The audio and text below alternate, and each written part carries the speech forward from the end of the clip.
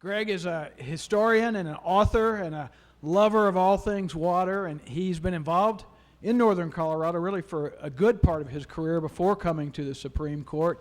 He actually was involved in the negotiations around the wild and scenic designation for the Poudre. He's researched this river, knows a great deal about it, and I feel very fortunate that we have Greg here today.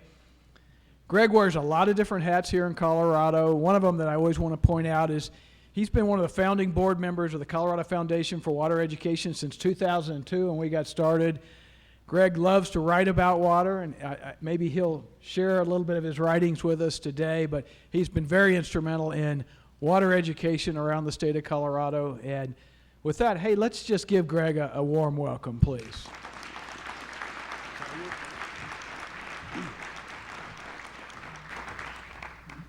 Well, I'm pleased to be with you, and thank you very much for your invitation. I want to congratulate the Water Resources Archives at Colorado State University, Patty Reddick and her colleagues, on assembling a great scholarly and practical archive which they're building. I am a graduate of the University of California, Berkeley Law School, Notre Dame undergraduate history major.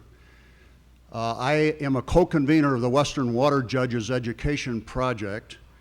We donated all our papers. Fortunately, I had a duplicate set for Patty, having to do with the Western Water Judges, and a great collection which was housed in Berkeley at the engineering school. And then the engineering school needed more space, so they shipped out that resource from Northern California, from the Berkeley campus, to two different places in Southern California. And I don't know how that collection is being kept up, being made available to the public.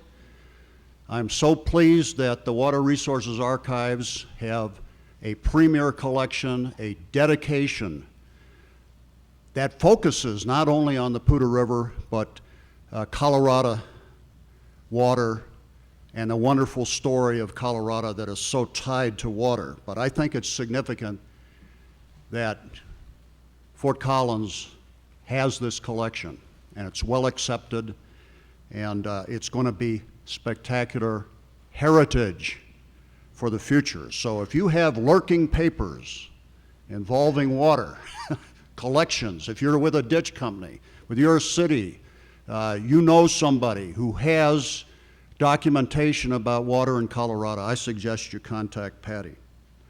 Now you're looking at the inset map of the Compacts Guide, the Water Foundation Citizen Guide to Colorado's Interstate Compacts. I very much appreciate the question and answer about the compacts. So just to get the setting here, this wonderful headwaters state with only two rivers coming into it, the Green and the Little Snake, all the waters otherwise going out of it, serving not only Colorado but 18 downstream states and the Republic of Mexico. The Colorado water right off the divide here to the Mississippi River, to the Gulf of Mexico, out of the southern part of the state to New Rio Grande Basin, to New Mexico, Texas, the Republic of Mexico, of course the Arkansas in between the Platte and the Rio Grande, flowing out through Kansas and making its way out, and then the great Colorado River complex on the west side of the divide. So truly we are the mother of rivers.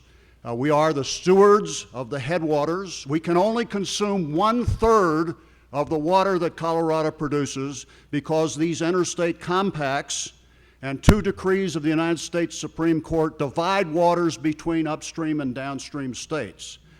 So we live on whatever nature provides us year in and year out, and then we are limited by these great interstate stream allocations to making only 1/3 consumptive use total, that's an average, of what we produce. So we are water rich, placed on a limited budget. Our population may double, is predicted to double within the next 30 to 40 years. We must live on the same basic water resource that existed when those farmers you heard Bill Brown describe came in and started to feed the miners. Remember, that's what our heritage is.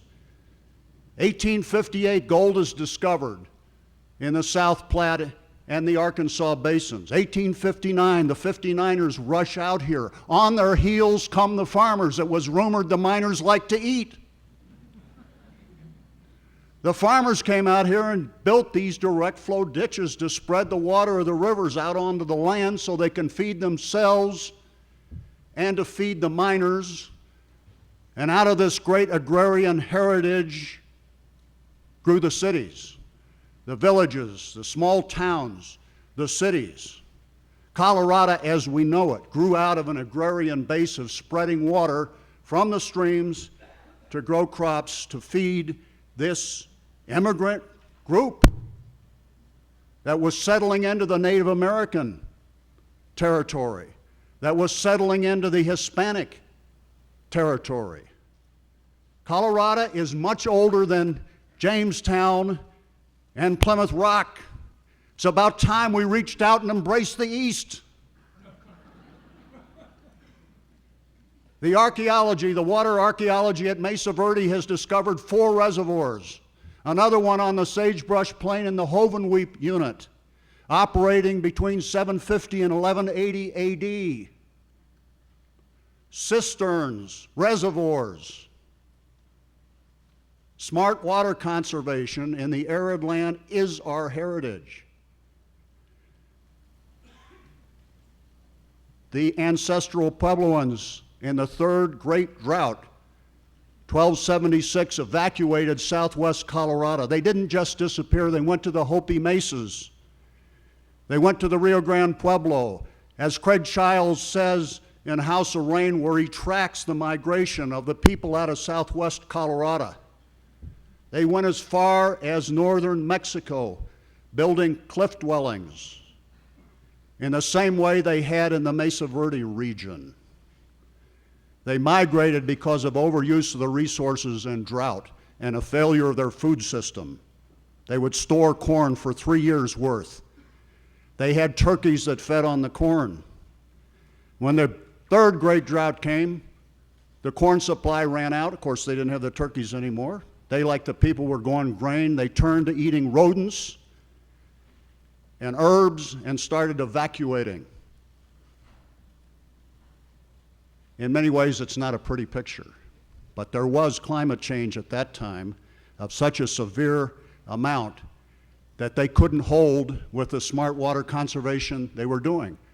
In the final 50 years of their existence in southwest Colorado, they enclosed their springs with walls and put up watchtowers because other groups of the same people, the ancestral Puebloans, were raiding each other for the stored corn and for the water supply. Now, who are we? We are the Native Americans, we are the Hispanos, we are all the rest of us who have come into this great land that has a limited water supply, and one which we now know, because of these interstate allocation laws, these compacts, we must share with downstream states. So the compact guide explains the 9 interstate compacts and how they work, and I would refer you to that publication, which, as all the publications of the Water Foundation, can be found through its website. 33 Headwaters magazines, 9 citizen guides. I'm pleased to be the chair of the Publications Committee. This is the 1841 Wilkes Map. Wilkes was a Navy commander. This was the second expedition charted by Congress, the first being Lewis and Clark, 1803. And you know the territory that is now the state of Colorado, up the Arkansas River to the divide, up to Montana, the Louisiana Purchase. Here we have 1841. Captain Wilkes is coming up the west coast, the Pacific coast. This was all disputed territory. The northwest area disputed with Russia, Britain, and the United States, hoping in that manifest destiny era to get to Shining Sea. California belonged to Mexico and Spain before then. What do we see in this map? We see that there is nothing mapped in the interior. This is all conjecture. The Rocky Mountains are way out of line there on the right-hand side of the map. The Colorado River is way out of line. The Great Basin here, there's a little inscription up in the upper left that says, water comes from someplace and goes to someplace we know not where, and there's nothing out here but a bunch of miserable Indians. That is about a direct quote. That was the Anglo-immigrant view in the Manifest Destiny era of moving west. Now up here in the very right-hand corner, I don't know about this mouse. I'm told the mouse works. That is the cache of the Poudre River. 1841. They know about this because of the fur traders and the Indians. They have it kind of sketched in there, right? Just park that. The very northeast part of this map is the cache of the Poudre. The rest of it is the great unknown to the Pacific coast. Mexico, prior to the Treaty of Guadalupe Hidalgo of 1848. Colorado is Mexico, and before that, Spain, south of the Arkansas River, around the San Luis Valley, up the west slope, all the way to California. 1846, the United States invades Mexican territory and seizes 40% of it, which is annexed to the United States in 1848 by the Treaty of Guadalupe Hidalgo. All this great Southwest we love so much was taken from Mexico in a war that Abraham Lincoln on the floor of Congress condemned as an unjust war. He said, this is a slave conspiracy. You remember the Mason-Dixon line like this? You run the Mason-Dixon line to the Pacific Ocean, you're going to find that slave territory would be Colorado, Utah, New Mexico, Arizona, and California. Lincoln was a one-term congressman. His buddy said, don't bother running for public office again. That's not a very popular view you just espoused.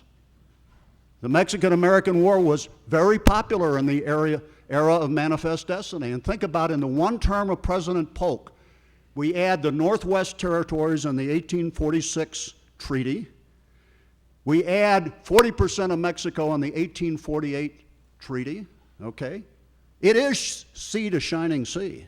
And there is a great biography of Polk and his one term and his announced vow that in his one term, the United States would exist to the Pacific coast.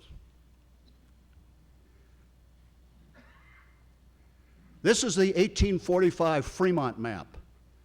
Fremont was known as the Great Pathfinder, right?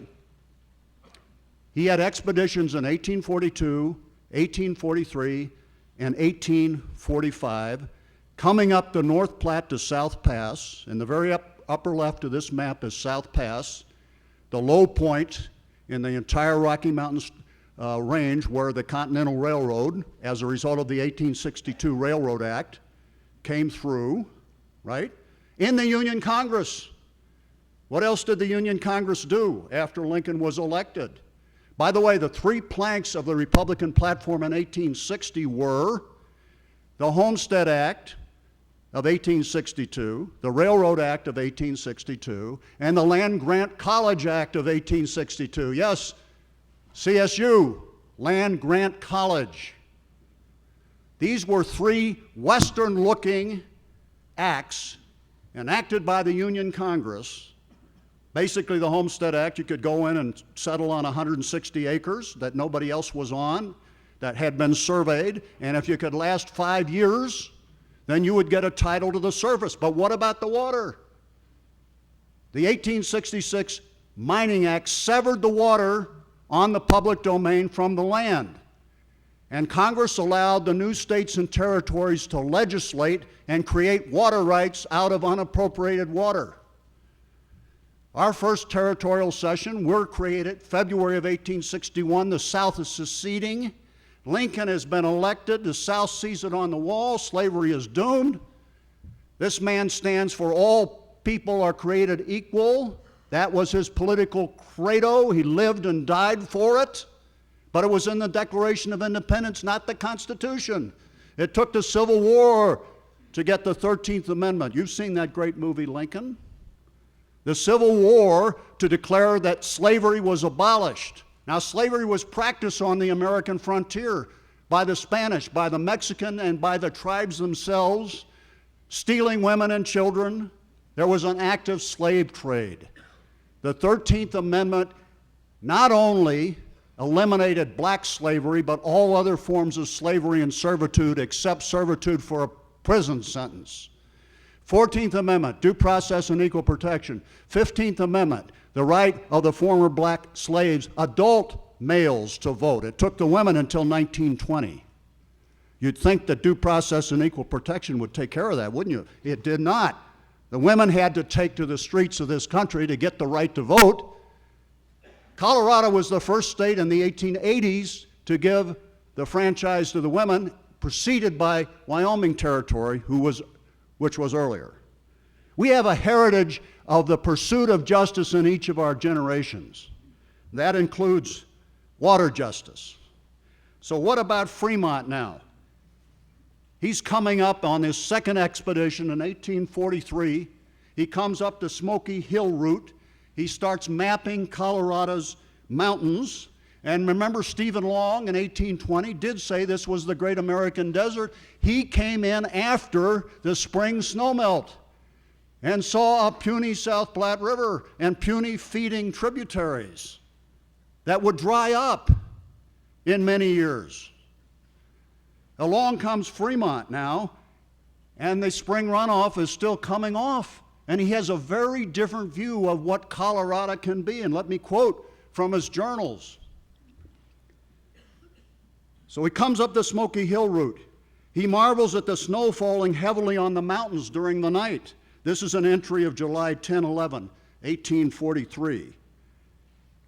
Pikes Peak this morning is luminous and grand, covered from the summit as low down as we can see, glittering white.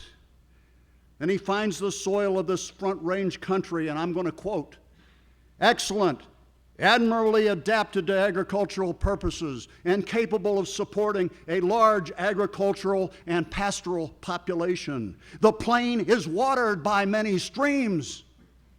It was Fremont's report that turned around the conception of the Great American Desert being available for settlement. By the way, Fremont's journals were written by his wife, Jessie Hart Benton, the daughter of Senator Benton of Missouri. And that's why they have such literary and historical value. They are a primary source still for researchers. So the Colorado River Basin, Lieutenant Ives tries to take a steamboat up the Colorado River to prove it's navigable, and he wrecks it at the Black Rocks where the Hoover Dam now stands. He walks across to the south rim of the Grand Canyon, and this famous quote is in his journal, "No white man shall ever come here again. It is so desolate and barren." He was standing on the very spot where the El Tovar Hotel now stands. Let's be careful about our prophecies and our limitations. We are an optimistic lot. We who have emigrated into this great land, the plains, the mountains, the canyons, the mesas, the land of the watershed of the Great Divide.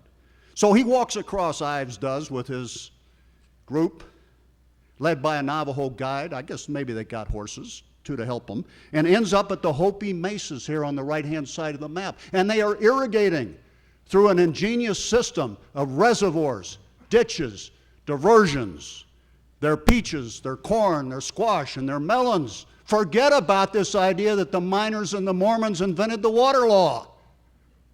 The water law is nothing more than the customs and values of the people marshaled around the scarce and precious resource that provides life to all creatures, including us. The Colorado River Basin. The land map of Colorado in 1902. The red dots are where you could go in and prove up your homestead and get your 160 acres after living on it for 5 years. The green areas where the original national forest started in 1891 under the presidency of Benjamin Harrison start to rise up. 14 million acres of forest now reserved from operation of the Homestead Act, right? Because President Teddy Roosevelt and his great forester Gifford Pinchot says we can't keep piecing up the forested watershed. Don't you see? The forest is a natural reservoir. Just take a look at those mining camps where all the timber is stripped, it's bare. When the snowmelt comes, this sediment goes into the ditches and the reservoirs, the streams. Let's have a national forest system that preserves the water for the future use of the settlers of the West. That's written right into the language and purpose of the 1897 Organic Act. That's why the U.S. Supreme Court has said there's no reserved in-stream flow for the national forests, because the purpose was to make water available on a sustainable basis for the settlers of the West, right? And that original act allowed a right-of-way on the forest lands to build ditches and reservoirs. Why do we need reservoirs? Because the spring melt goes off. If you don't store it in the times of plenty, you don't have it for the days of want. It's just like Joseph and the Pharaoh. They stored grain so the people could eat. The settlers, the cities that followed, had to store water out of the surplus runoff, if you will. It could not be captured by direct flow ditches before it left the state so that it would be available. And the national forests were set aside to be able to do that. The great Lincoln. You know, we owe so much to him. Think about our downtown streets in Denver, huh? Lincoln, Sherman, Grant. Lincoln, Sherman, Grant. You get the picture? There is a Union soldier standing on the west slope steps of the Capitol looking out at the gold fields. Unfortunately, the Native American statue is parked on the backside of the Capitol, kind of reflecting our ignorance of whose land we were moving into. This was the Ute Reservation on the left-hand side of the map, 1868, 3 years after the Civil War. The Peace Commission went out and negotiated with the Navajos, the Utes, and other tribes for reservation. This reservation went from the Four Corners area, 1/3 of the west slope, all the way up to the Yampa, all right? Preserved to the Utes in perpetuity. What happened? Nathan Meeker, one of the original founders of the Union Colony of 1870, becomes the Indian agent. He thinks his job is to make the Utes to be agricultural farmers like everybody else. He plows up their horse track. They were great horse people. Some of the members of the tribe kill him.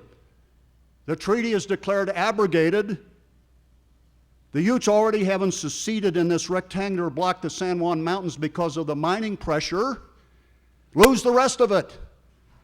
And the Ute Mountain Utes and Southern Utes are perched on this 75-mile strip near the Four Corners, but they're still among us. And the Southern Ute and the Ute Mountain Ute tribal flags now fly in our state capitol, recognizing that they are our fellow citizens who preceded us. The oldest water right in Colorado, the San Luis Peoples Ditch, a direct flow water right built by Hispano settlers coming up on the Sangre de Cristo land grant, town of San Luis, 1852, building their ditch. The first Land and Water Act in Colorado, 1861, the first territorial legislature, recognizes only one use, agricultural use. It doesn't even speak of any others. Why is that? Because you needed a consumptive use allocation law. The mining water basically was diverted from the upstream, you know, in the mountains, and it just returned after it went through the sluice boxes and, you know, all the other uses they used. When it broke out onto the plain, we needed an allocation system that allocated this precious resource to those based on actual need who actually put the water to a beneficial use. Now, this law of 1861 also implied a right-of-way for every builder of an agricultural ditch, no matter where his or her land lay away from the stream, was guaranteed a right-of-way across public and private ground to get the water to the place where the agricultural use would be made. This is a radical departure in two respects from the English common law and that of the United States, eastern states, which are well watered. What is that? Under the riparian law, only the owners of land along the banks of the stream could use the water, and then they could only turn it for flour mills, sawmills, water power. Because they had to return it to the stream, because the upstream and downstream owners of the banks of the stream had an equal correlative right to the flow. So this is the law of flow of boats and an area that doesn't need irrigation. Beyond the 100th meridian, which goes through Nebraska, the precipitation falls off to less than 20 inches, and you need irrigation to reliably produce crops. So what is our average? I think Nolan Deskin is here. I'm going to say 12 to 16 inches of precipitation. And then again, remember, we can only make 1/3 consumptive use of it. The pink areas here are the land grants, right, which we had to recognize out of Mexican territory. The Treaty of Guadalupe Hidalgo required us to recognize their land rights. Water was still allocated by our doctrines. Congress having severed the water, we recognized the San Luis Peoples Ditch, which antedates Colorado by 9 years because it is in continuous beneficial use for a demonstrable need. So now I want to say to you that the Poudre was the crux and the flux of putting this doctrine, which I have just described, need and beneficial use, early settlers over those who came later, so that you wouldn't disrupt the reliable use that those people before you made. The crux of the problem was right here in the Poudre Basin. Ben Eaton busted out as a gold miner in the 1859 gold rush. Ben Eaton, now remember that name. He tries to go over to the San Juans here, rumors of, Spanish gold and so on and so forth. Apparently he and his buddy Jim Hill get to Pagosa Springs, and they decide that this mining life is no life for farm boys. They were farm boys from Iowa. They go down to the Maxwell Land Grant, where the Fremont Scout Ranch now is, some of you know that, and learn how to work water at an Hispanic acequia on the Maxwell Land Grant. Eaton comes back to Colorado, and here's the direct transference of this technology that goes back to Moorish Spanish Spain. The ancestral Puebloans were gone. These reservoirs got covered up, sedimented in. But the technology of the direct flow water ditch was used in southern Spain. If you've been to the Alhambra, it's a working water garden. Up there in the upper terraces where they brought the fertile soil, they're growing the fruit trees and other produce, and then the water comes back, having been diverted from the river, comes back as return flow. So the Muslims knew how to work water. They had great waterworks, and that was the transference to New Mexico, 350 direct flow ditches by the mid-1800s, and Colorado territories popping up.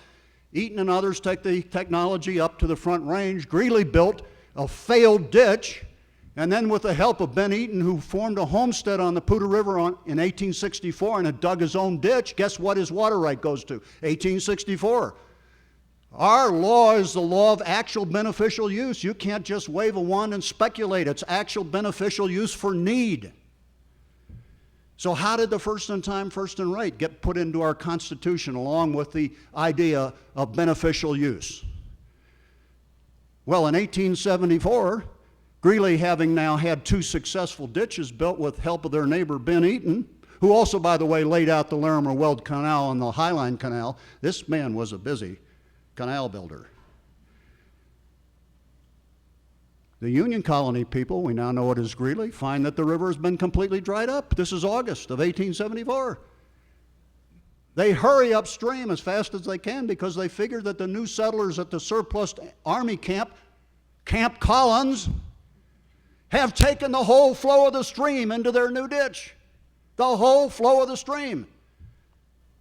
And the Greeley people said, basically, can't you see we were here first? You see our families, our townships, our farms, our growing area? That is not right. It's not fair. It's not just. It's not equitable. Put the stream back.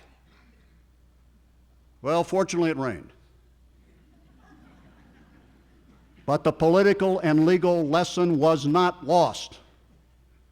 The Constitution of 1876 fixes in our Colorado Constitution, first in time, first in right, which merely means in times of short supply, those who settled with the needed water first have the right to use it before those who come along later. Otherwise, you have the classical tragedy of the commons where there's not enough water for anybody to use for a productive basis. So this law of prior appropriation grew out of the agrarian, anti-speculation, anti-monopoly feeling, and believe me, it was rampant, anti-corporate, anti-speculation, anti-monopoly. That's all been documented by the great David Shore, professor, who wrote the book, The Colorado Doctrine. In fact, he was the featured speaker at the water tables. Okay, fast forward. Is this prior appropriation doctrine adaptable to the environmental era where we have this land settlement favored by the U.S. government suddenly flipped?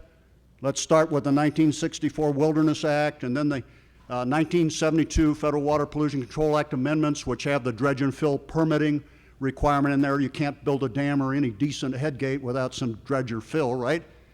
NEPA, 1970, the Endangered Species Act in 1974, the Federal Land Policy and Management Act of 1976, the Forest Service Planning Act of 1976. 1/3 of the land in Colorado is still in federal ownership. 2/3 of it was disposed through the Homestead Act, right? We were the second leading homestead state in the entire United States. All right? The 1/3 of Colorado controls really, if you want to pass through federal land, you know, and make a crossing, permitting for future projects, right? You know, you have to comply with the Endangered Species Act and the Colorado River fishes and the birds over in the Platte. You know, very important that we take care of them while we're pursuing the development and use of our compact entitlements. This is all woven in. Now, I was counsel for the Northern Colorado Water Conservancy District for 17 years before I went to the court. So I learned my water on the ground here by working with you all. And I will tell you the Northern Colorado Board was concerned about this paradigm shift and serving, since it's a public entity, the values of its base, of the 7 counties of northeastern Colorado. So when Congressman Hank Brown asked us to participate in discussions about a federal Wild and Scenic River Act on the Poudre, we answered the call.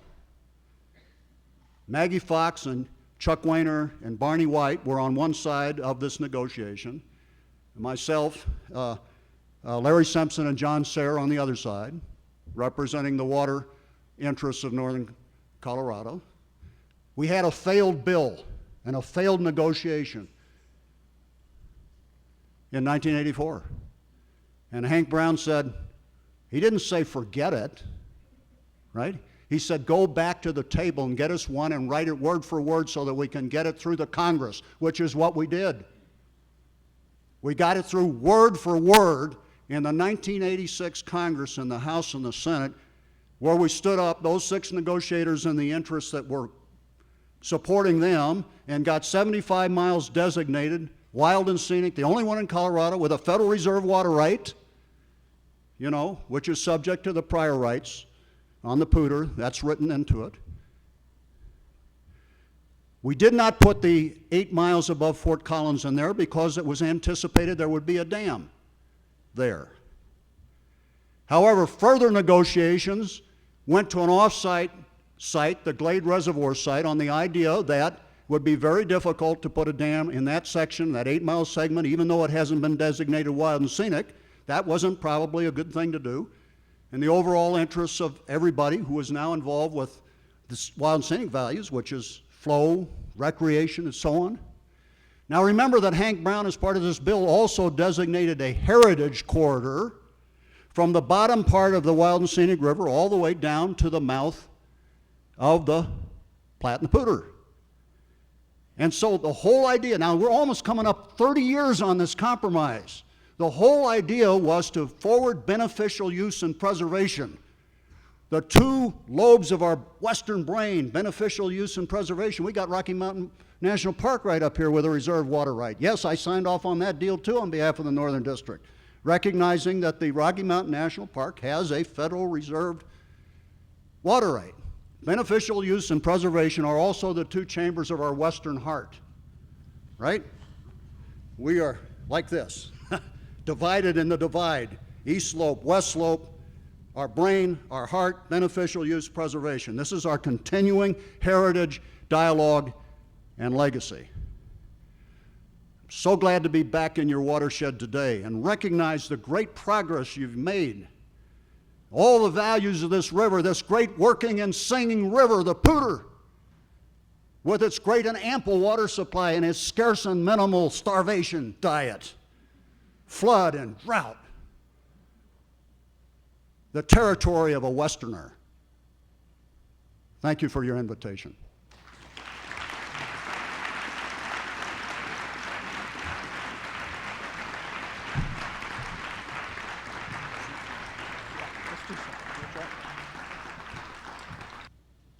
Mel Hilgenberg, Fort Collins. Your thoughts in terms of future, particularly regarding storage? Storage is always necessary in Colorado. We've got 2,000 large and small reservoirs. They exist for a reason. Two reasons I would identify, and that would be storage of any surplus water. And it takes a pretty good excess water year to have any water available anymore, given the South Platte Compact and the over-appropriated status of the South Platte under Colorado water rights. But I do believe at times there's excess water available to replenish into the aquifers or to have storage. And I do want to say that changes of water rights from agriculture to municipal, either permanent or through lease, will be part of our future water supply. I know that conservation is the bottom line. Lee Rosaklis said it. We need to have as much municipal conservation as we can. It seems to me that we need to keep our agricultural heritage and the water on that land if possible. These land and water covenants and trusts that are popping up all over the state with public and private money, the open space programs of cities and counties are very important to the preservation and restoration of these riparian corridors, keeping the agricultural water rights on this open land so it's not chopped up into subdivisions and cities. They're doing this in the Rio Grande, right? They're restoring the Rio Grande corridor, that river. The water rights are controlled by the Interstate Compact, but there is flow available in Colorado in all our basins. It's got to go out of the state. I said that 2/3 of the water has to be delivered. We're always going to have flow. What we need to do is manage it through some smart cross connections of all our values. Recreation existed in Colorado during the early 21st century drought on some rivers in the summer for boating only because of reservoir releases. Only because of reservoir releases. The minimum stream flow law, the Water Conservation Board, and the Colorado Water Trust are now taking senior rights by lease or acquisition and turning back dewatered sections of the stream for flow to enhance the junior minimum stream flows. That program started in 1973, so those are junior rights.